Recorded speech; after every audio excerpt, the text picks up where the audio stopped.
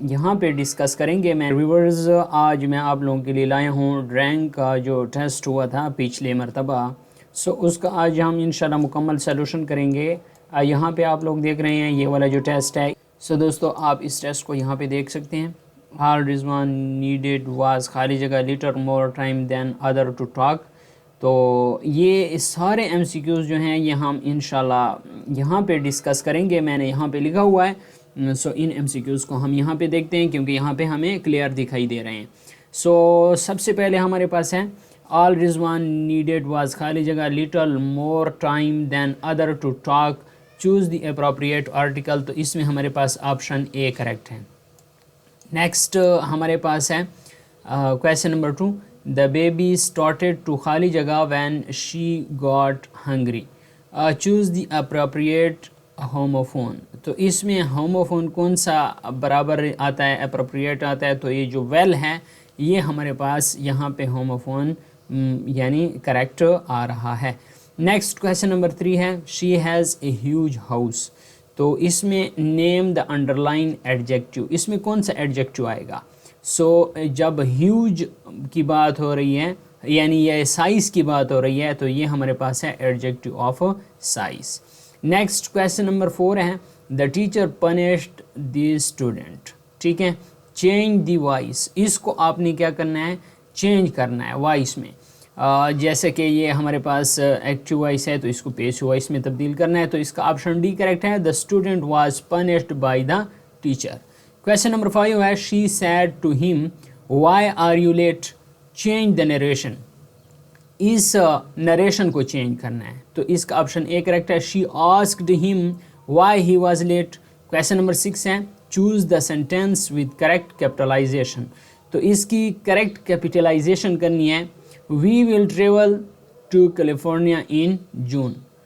Not all the options appear identical, but the correct sentence should capitalize June as it is a month. तो ये हमारे पास जून जो है ये हमारे पास मंथ जो आ रहा है तो इसमें हमने ये कैलिफोर्निया में C बड़ा लगाना है और जून में J बड़ा लगाना है। ठीक है, और ये जो पहला आ रहा है वी तो इसमें W बड़ा लगाना है। ठीक है, तो ये हमारे पास करेक्ट कैपिटलाइजेशन हो गई है। क्वेश्चन नंबर 7 देखें, choose the nearest possible meaning of the word bitterly. तो बिटरली के जो नियरेस्ट हमारे पास ये कहता है पॉसिबल मीनिंग यानी इसका आपने सिनोनिम फाइंड करना है। तो बिटरली का हार्शली है। क्वेश्चन नंबर 8 है which of the following shows the correct order of sequence markers. ठीक है, तो इसमें हमारे पास है first, next, then, after that, finally. तो ये हमारे पास करेक्ट आ रहा है। क्वेश्चन नंबर 9 देखें, विच of the following is a prefix. तो इसमें कौन सा प्रीफिक्स है? प्रीफिक्स और सफिक्स के मुतालिक मैंने मुकम्मल वीडियो बनाई है, अगर वो आपने देख ली है तो इसके आपको सारा ये क्लियर हो जाएगा, डाउट क्लियर हो जाएगा। वो वीडियो आप साइड पे देख रहे हैं, ये उसका थंबनेल है और इस वीडियो के आखिर में भी आपको मिल जाएगा। तो इसमें हमारे पास पहला जो अन आ रहा है ये प्रीफिक्स है। ठीक है, इसके अलावा क्वेश्चन नंबर 10 है which of the following best shows a connotative meaning of fire. Connotative meaning of fire क्या है? तो यहाँ पे देखें ऑप्शन बी पैशन, एंगर और इंटेंस इमोशन। देखें कॉनेटेटिव मीनिंग वो मीनिंग होती है जो कि नेचुरली होती है, कुदरती जो मीनिंग होती है, मतलब किसी चीज़ की डिक्शनरी मीनिंग नहीं होती। ठीक है, मतलब कहता है कि आज तो आप आग बगोला हैं, तो वो आदमी आग बगोला तो होता तो नहीं है, लेकिन इसका ये मतलब है कि आप गुस्से में हैं। ठीक है, तो आग बगोला है, तो ये इसका कॉनेटेटिव मीनिंग हो गया। अब इसके अलावा डेनोटेटिव मीनिंग होता है। तो डेनोटेशन या डेनोटेटिव मीनिंग वो होती है जो कि डिक्शनरी के मानी है। मिसाल के तौर पर किसी आदमी का कोई टेम्परेचर हो तो उसे कहते हैं कि आपका तो आज टेम्परेचर ज़्यादा है। ठीक है, तो उसको जब हम चेकअप करते हैं तो उसका बुखार होता है। ठीक है, तो इसी तरह डेनोटेटिव मीनिंग यानी जो डिक्शनरी की मानी है हू बहू बिल्कुल एग्जैक्ट मानी, और कॉनेटेटिव मीनिंग वो होती है जो हम नेचुरली इस्तेमाल करते हैं। क्वेश्चन नंबर 11 है she is poor yet she is honest, identify the conjunction. इसमें कंजंक्शन कौन है? येट जो है ये कंजंक्शन है।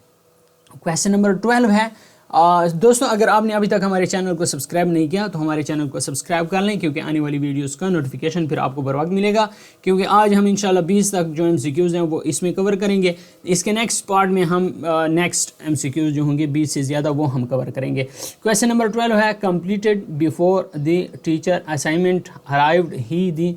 तो rearrange the word to make a complete sentence. ये कंप्लीट सेंटेंस हमने बनाना है।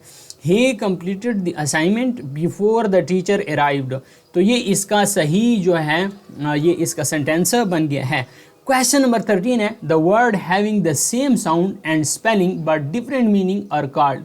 वो जिसका सेम साउंड हो, स्पेलिंग हो, लेकिन उसके मीनिंग और यानी उसके मीनिंग मुख्तलिफ हो तो उसको होमोनिम्स कहते हैं। होमोफोन्स कौन से होते हैं? Same sound, different spelling and meaning. Sound same हो लेकिन स्पेलिंग और मीनिंग डिफरेंट हो तो उसे होमोफोन कहते हैं। होमोनिम कौन से होते हैं? होमोनिम वो होते हैं जिसका सेम साउंड होता है एंड स्पेलिंग भी सेम होती है लेकिन मानी मुख्तलिफ होते हैं। एनाग्राम, एनाग्राम कौन सा होता है? एनाग्राम वो होता है जिसके हम स्पेलिंग आगे पीछे कर लेते हैं। ठीक है। नेक्स्ट हमारे पास क्वेश्चन नंबर 14 है word that link two parts of a sentence are called. वो लफ्ज़ जो सेंटेंस के दो हिस्सों को आपस में मिलाते हैं उसे क्या कहते हैं?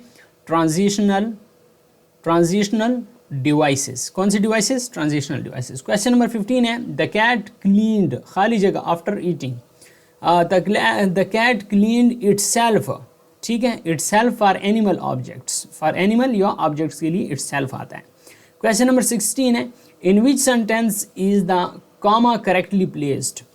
तो ये जो डी ऑप्शन है no I don't think that's right. तो ये हमारे पास इसमें कामा करेक्ट आ रहा है। इस तरह क्वेश्चन नंबर 17 है विच सेंटेंस यूज्ड ए कंपैरेटिव एडजेक्टिव करेक्टली। कौन से सेंटेंस में कंपैरेटिव एडजेक्टिव करेक्टली इस्तेमाल हुआ है? The movie was more boring than the book. Correct, more boring is proper comparative form. The movie was boringer than the book. Incorrect, boringer जो है incorrect है।